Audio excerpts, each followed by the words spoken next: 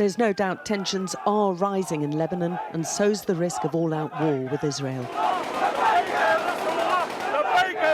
And with every civilian death, every funeral for those killed in Israeli attacks, the anger against their neighbour and America grows stronger.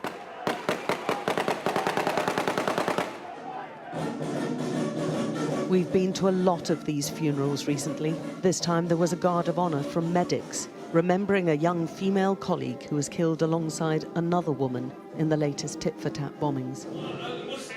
These weren't Hezbollah fighters, but a mother and a medic called Sally in her 20s. There's grief, but also an alarming desire for revenge. Listen to how her father responds.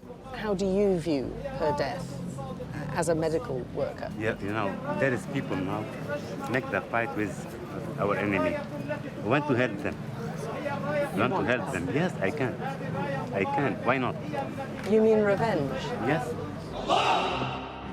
Hezbollah propaganda videos show their fighters wearing red headbands, normally set aside for wartime. The militant group backed by Iran opened up a second front on Israel's northern border after last October's Hamas attacks and the IDF bombardment of Gaza. And the exchanges of fire have ratcheted up ever since. Tens of thousands of civilians on both sides of the border have fled their homes.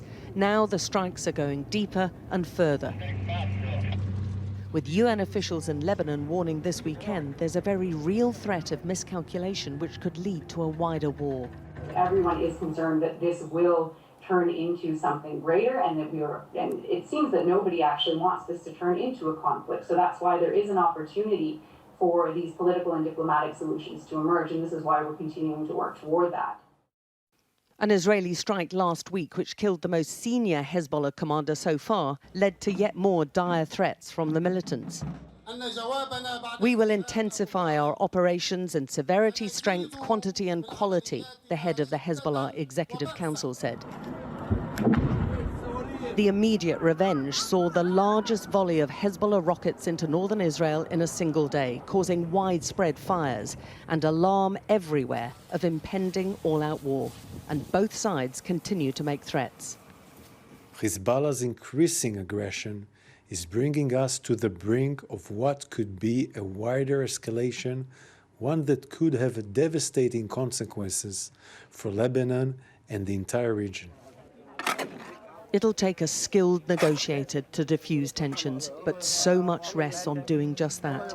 Hezbollah is tying its attacks to a Gaza ceasefire and refusing to consider any withdrawal from Lebanese border areas. And few believe the Israelis will accept a much more dangerous enemy than Hamas on its northern border, even after any peace deal. Alex Crawford, Sky News in Beirut.